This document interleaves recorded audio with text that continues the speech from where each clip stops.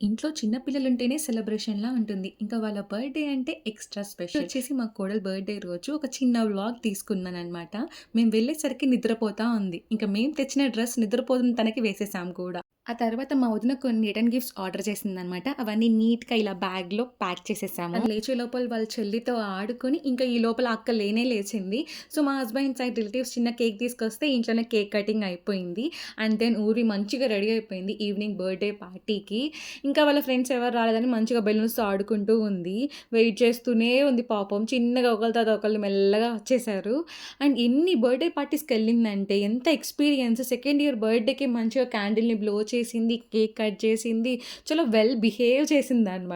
అట్లనే ఉంటది అందరిలో ఉన్నప్పుడు. గిఫ్ట్స్ మాత్రం ఒక సంవత్సరానికి సరిపోయని గిఫ్ట్స్ వచ్చాయి. మేమేం కొనక్కర్లేదు ఇంకా ఈ లోపల. మా కోడలికేంటంటే ఇంట్లో వాళ్ళు ఇచ్చిన గిఫ్ట్స్ ఏవి నచ్చవు. నేను ఎందుకు ఇలా అంటున్నానో మీకు లాస్ట్ వీడియో చూస్తే అర్థమవుతది. అంతే మరి వీడియో. Bye bye.